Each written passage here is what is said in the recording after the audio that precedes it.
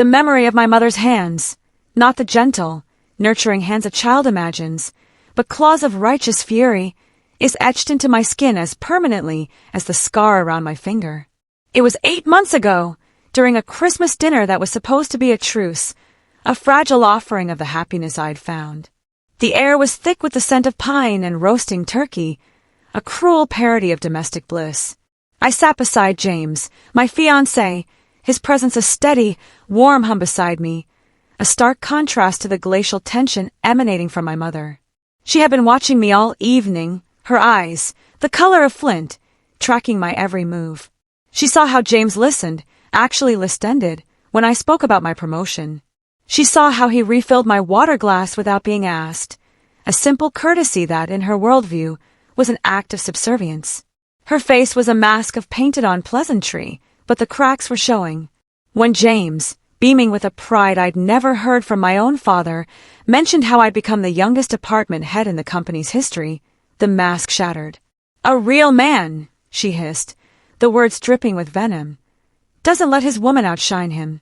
Her hand shot across the table, a viper strike, and clamped around my wrist. Her grip was impossibly strong, her nails biting into my skin, leaving half-moons of impending bruises. And that's when she saw it. The diamond, catching the twinkling Christmas lights, a beacon of everything she despised. Her eyes widened, not with joy, but with apocalyptic rage. "You feminist bitch!" she snarled, the words tearing from a place of deep, festering hatred. "You've destroyed everything I taught you." The world slowed down. The chatter died. All I could see was her contorted face. All I could feel was the violent pressure on my finger as she tried to rip the ring from my hand. "Please stop," James begged, his voice a mixture of shock and rising anger. That only fueled her. "You," she screamed, turning her fury on him. "You destroyed my daughter. She was supposed to be pure. And through it all I said nothing. I was transported back to childhood, to the little girl practicing submission, my voice stolen by decades of conditioning. But my body reacted. A scream, raw and guttural, tore from my throat as I felt the ligaments in my fingers scream in protest, the metal grinding against bone. The most chilling part, the memory that still haunts my dreams, was Elena. My sister, my mirror in so many ways, yet broken and bent to my mother's will. She didn't help me. She jumped from her chair, her own face a canvas of poorly concealed bruises, and grabbed my shoulders, pinning me in place, so our mother could better wrench the symbol of my rebellion from my flesh. "Hold still, Mia," she whispered, her voice hollow. "You're making it worse." James was already on the phone with 911, his voice terrifyingly calm as he described the assault. He tried to pull them off me, but they were a single, monstrous entity of control. My finger turned purple, the swelling trapping the ring, making the metal a torturous vice. I remember the cold terror that washed over me when my mother, in a final, insane escalation, grabbed a kitchen knife from the table and lunged at James, shrieking about saving my soul. The arrival of the police and paramedics was a blur of blue uniforms and concerned faces. The ring was finally removed by a medic, its extraction leaving a deep, bloody gash. My finger was dislocated, they said. As the local anesthetic took effect, numbness spread through my hand, but it couldn't touch the icy fury crystallizing in my heart. The aftermath was a special kind of hell. My mother's weeping voicemails, shifting from rage to performative remorse. James, the kindest man I'd ever known, apologizing to me for embarrassing me, his own sense of reality shaken. But all the noise, the chaos, the apologies, it all just flowed through me. A single, clear thought had taken root. I was going to marry James, and I was going to make my family disappear. And so, I began to build my fortress. The first wall was silence. I blocked every number, my mother, Elena, aunts, cousins, even old family friends who might serve as unwitting messengers. James helped me become a ghost in my own digital life. We changed passwords, created new email accounts, and scrubbed social media. The physical act of deleting years of family photos was agonizing. My hands shook as I swiped through images of Christmases past, birthdays, forced smiles. But with each deletion, I felt a little lighter, as if I were cutting the strings of a marionette. The first week of radio silence was deafening. I threw myself into work, the sterile, logical environment of finance, a welcome refuge from the emotional carnage. I wore my engagement ring on a simple chain around my neck, the metal cool against my skin, a constant reminder of what I was protecting. My colleagues noticed the bandage on my finger. "Kitchen accident," I'd murmur, and they'd nod, accepting the mundane lie over the terrifying truth. The peace was shattered on a Thursday morning. My boss, Macatharine, a woman whose sharp intelligence I deeply admired, called me into her office. Her expression was unreadable, a blend of concern and professional distance. "Mia," she began, steepling her fingers, "I received a concerning call about you yesterday. Your mother, she claims you stole family heirlooms worth thousands of dollars." The floor fell away. I gripped the armrest of a chair, my knuckles bleaching white. "That's not true. I haven't taken anything from them." She also mentioned mental health challenges, that you've been acting erratically, that your fiancé is controlling you. Macatharine leaned back, studying me. "Now, I've worked with you for 2 years. This doesn't sound like the woman I know. But I had to ask." With trembling fingers, I pulled out my phone and brought up the digital police report from Christmas. I handed it to her, watching as her eyes scanned the clinical language that described my dislocated finger, the attempted ring removal, the brandished knife. "I'm trying to get a restraining order," I said, my voice barely a whisper. "She's lying because I cut contact." Macatharine's face softened, but her eyes remained troubled. "I'm sorry you're dealing with this, Mia. But she called 3 times yesterday. My assistant fielded 2 more this morning. If this continues," she didn't need to finish. I heard the unspoken words, "It could affect your promotion review." I left her office feeling violently ill. 3 years of 60-hour weeks, of flawless presentations, of proving myself again and again, all about to be vaporized by my mother's poisonous lies. James was waiting for me in the parking lot, a small act of chivalry that had become our ritual. He held out a coffee and my favorite sandwich. "How bad?" he asked, his eyes full of a weary understanding. "She's calling my work," I choked out, sliding into the passenger seat. "Telling them I'm a thief and mentally unstable." He didn't flinch. "Then we're filing harassment charges today. My sister Ashley works at a law firm. She'll help us." Ashley turned out to be our general. She was the middle of James's 3 sisters, with a wild mane of curly hair and a mind as sharp as a scalpel. That evening, she transformed her kitchen table into a war room covered in legal pads and a digital recorder. "Document everything," she instructed, her tone leaving no room for argument. "Every call, every text, every voicemail, every lie. We're building a paper trail a judge can't ignore." So I wrote. I poured out the history of my subjugation, starting with the childhood drills. The memory was vivid, suffocating. We couldn't have been older than 7 and 9.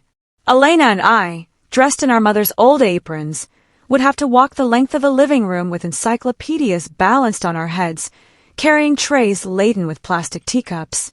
A single stumble, a slosh of imaginary tea, and the punishment was swift. "A dirty house is a dirty soul," our mother would say, handing us a toothbrush. "Start with the kitchen mirror. I want to see my reflection in it." We'd spend hours on our knees, scrubbing every inch, our small hands cramping. Our bedtime stories weren't from books. They were rehearsals. We'd lie in the dark, reciting lines like, "Whatever you think is best, honey," and "I'm sorry for speaking out of turn." The goal was to sound sincere, to bury any spark of independent thought so deep it could never be found. While I always felt a deep, visceral disgust, Elena learned to crave the praise that followed perfect compliance. I documented how, by 15, Elena was ironing her boyfriend Derek's shirts every morning before school and packing his lunches with notes that said, "I exist to make you happy." Our mother's response wasn't concern, it was a reward, a $300 KitchenAid mixer for her prize trainee. I wrote about my own desperate bid for validation. I became the perfect student, the teacher's pet, the club president. When I got into Northwestern's business school, I was bursting with a pride I thought she'd finally understand. I handed her the acceptance letter, my heart a fragile bird in my chest. She glanced at it, her expression unmoved. "Congrats, honey," she said, her voice flat. "But I really wish you'd put this much effort into finding a nice boy to take care of you." Then, She crumpled the letter and tossed it into the trash. The sound of the paper hitting the bin was the sound of my heart breaking. The true breaking point, the moment I knew my sister was lost, came a week later. I found Elena in the bathroom, a violent purple-black bloom of a black I poorly concealed under a layer of cheap makeup. "Elena, what happened?" I gasped. She actually laughed, a hollow, terrifying sound. "Oh, Derek just gets a little carried away sometimes. It's actually really sweet. It means he can't control himself around me because he loves me so much."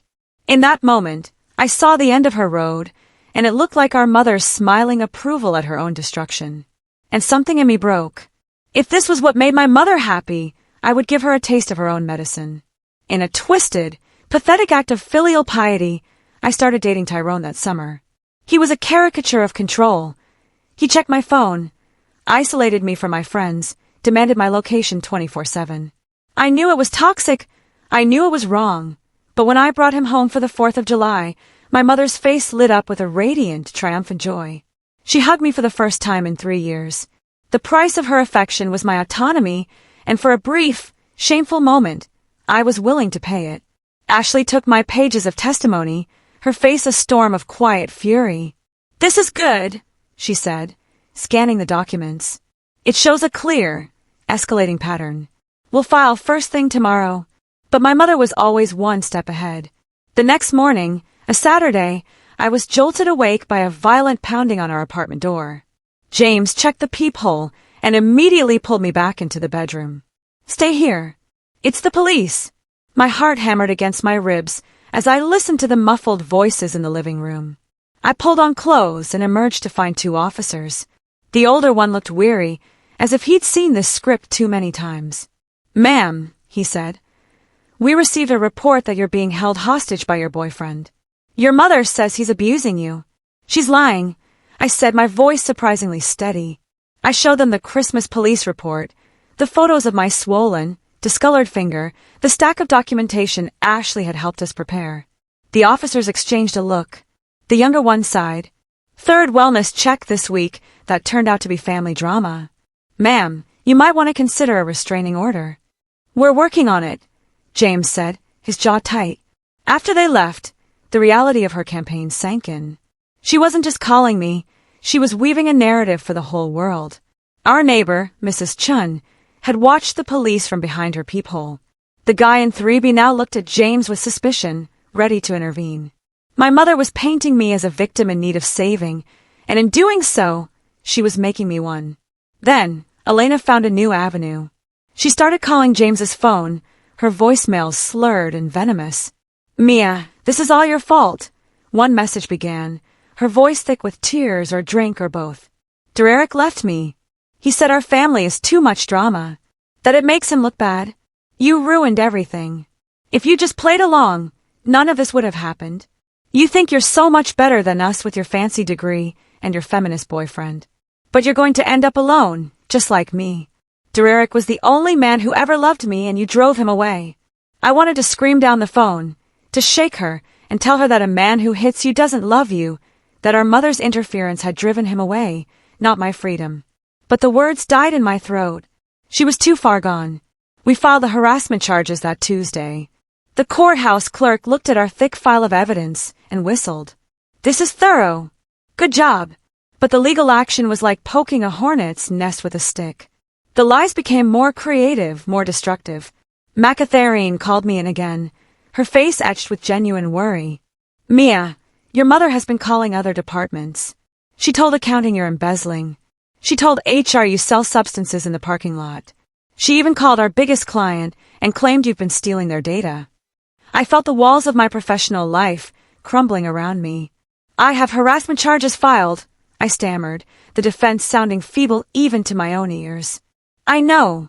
Legal is aware." "But Mia," she paused, her gaze heavy with sympathy and professional consequence. "The promotion committee meets next week. This kind of disruption doesn't look good." I left work early, sitting in my car until the tears came, hot and shameful. 3 years of my life, sacrificed at the altar of my mother's pathology. At home, James was on the phone with Ashley, his face grim. He put her on speaker. She started telling people in your hometown that you joined a cult. I let out a hysterical laugh. A cult? Apparently, feminism is the cult. Ashley's voice crackled. She's telling everyone you've been indoctrinated at college, and James is your handler. The promotion was pushed back indefinitely. Security began screening all calls to the office. I became the drama girl, the subject of whispered pity in the hallways. Amidst the chaos, James and I decided on a simple courthouse wedding. A small, quiet act of defiance. We filed the paperwork and told only his family. But my mother had a mole, a cousin Thon, who worked in city records. She found out the date, time, and location. Let her show up, James said, his voice hard. Let her make a scene. More evidence for the restraining order. But I knew a scene was exactly what she wanted. The weeks before the wedding were a siege. The police visits increased. Elena's voicemails grew nastier, now promoting Derek's brother, Brandon, as a real man for me. My work email was flooded with responses to fake job applications I'd supposedly sent to every strip club in the city, traced back to my mother's home IP address. A week before the wedding, McAtherine delivered the final blow. The promotion was off the table. The board found the situation too disruptive. I nodded, numb, all my fight momentarily extinguished. James's family became my sanctuary. We moved in with his parents to escape the wellness checks and the 3 a.m. poundings. His mother, Catherine, fussed over us. His sisters became my warriors and friends. They were the family I should have had, a living rebuttal to my mother's twisted doctrine. The morning of our wedding was gray and drizzly. Ashley had arranged for extra courthouse security. We stood in the assigned courtroom, surrounded by James's family, a small island of love in a sea of marble and anxiety. For 20 minutes, there was peace. Then the doors burst open. My mother stormed in, Elena and a hulking, soft-faced man, Brandon in her wake. Stop this blasphemy right now, her voice echoed. My daughter is clearly not in her right mind. Security moved, but she was a force of nature. She grabbed my arm, her nails drawing blood through my sleeve. Mia, baby, this isn't you.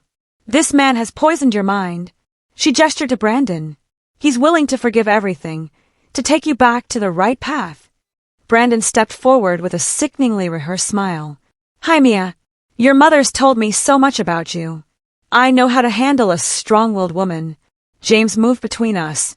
Let go of her. Now. You shut your mouth, my mother shrieked. You're not man enough for my daughter. You let her work. Let her think she's equal. Brandon knows a woman's place. As security finally dragged her away, she screamed about brainwashing, cults, and feminism. Elena stood swaying, muttering about real men. The judge, after watching the spectacle, married us in a simple, profound ceremony. As he pronounced us husband and wife, I felt the final shackle of my childhood break. I was free. We walked out, married, into the lobby. Ashley's phone rang.